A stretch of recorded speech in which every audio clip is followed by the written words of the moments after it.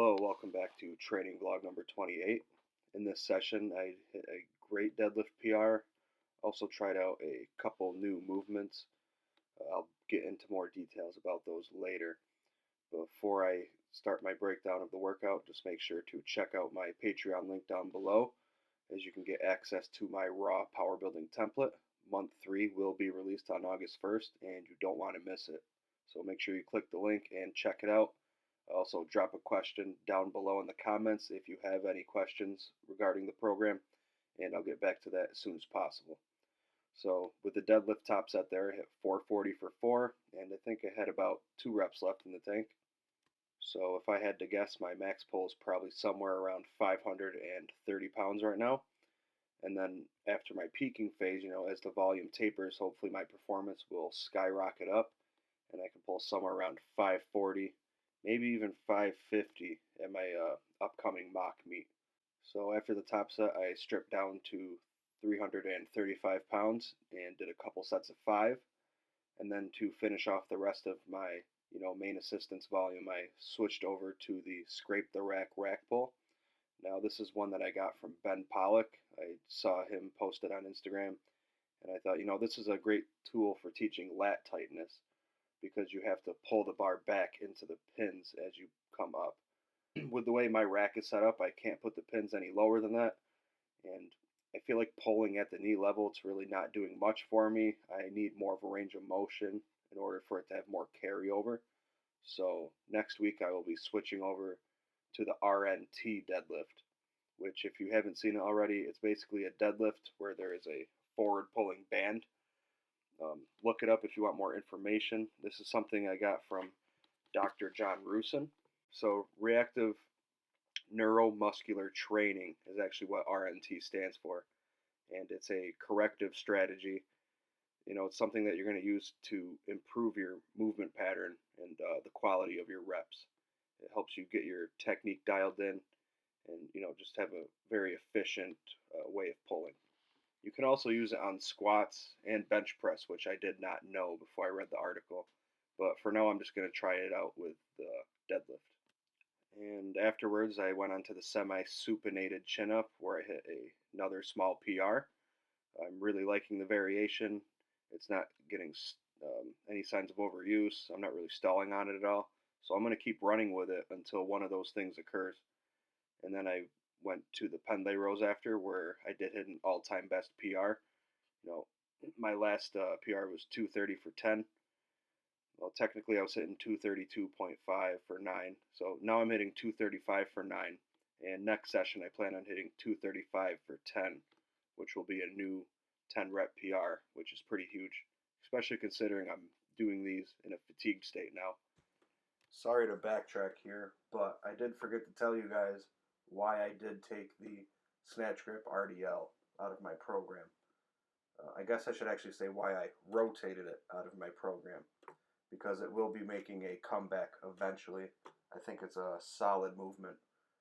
The reason I took it out is because I was starting to get some left SI joint discomfort.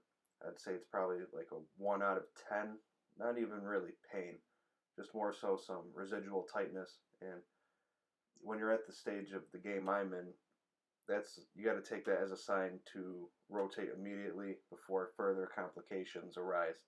And that's exactly what I did. So I moved to something that isn't as much of a hinge with the scrape the rack pull.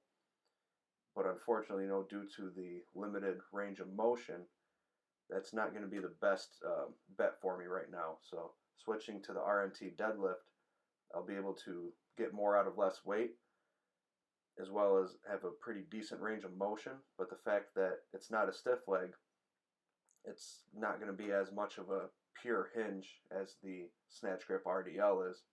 So that's going to take some pressure off of my SI joint and resolve this issue before it even becomes, a big problem. So now I am finishing up the main work here with barbell back extensions, where I hit another PR. I'm going up 10 pounds a week on this every single week, still hitting 10 sets of 10, no problem. So I'd say next week I'm going to bump up to 185, and we'll see what happens from there. I think I will be on track to hit my goal of 225 for 10. I'm going to put a strict time limit on that now, because before I was just gave a general idea of when I was going to get it done, but now I want to have that done by the end of August. So mark my words, the end of August I'll be doing 225 for 10 on this lift. Then afterwards I tried doing some sissy squats, but my knee wasn't feeling it, so I had to make an audible, and I decided, hey, I'm getting a little bit of overuse on this movement too, so let's switch to something that's, a quite different movement pattern. So I opted for walking lunges. I went outside and did them barefoot in the grass for long distances with just my body weight. So since this is a new stimulus to me, in the fact that I was pretty fatigued after this session, I decided, hey, one set of 100 yards, that should be good enough. And I was right, because I did have a little bit of soreness in the quads the next day. After the walking lunges, I went on to the lying band leg curl.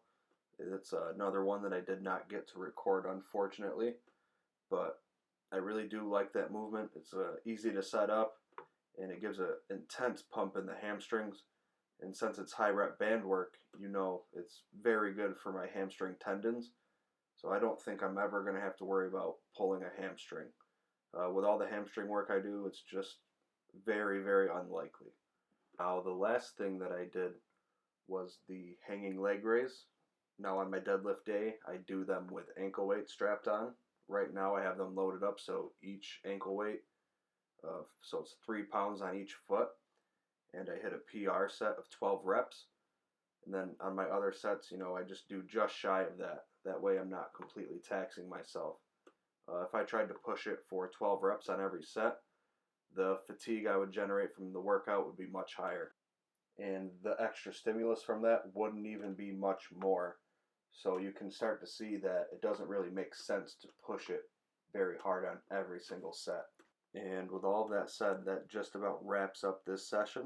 Thank you a lot for watching this. Make sure to subscribe to the channel, drop a comment down below and support the algorithm, as well as hit the like button and share the video to your family and friends so they can get something out of it as well. Thanks again for watching, and have a great day.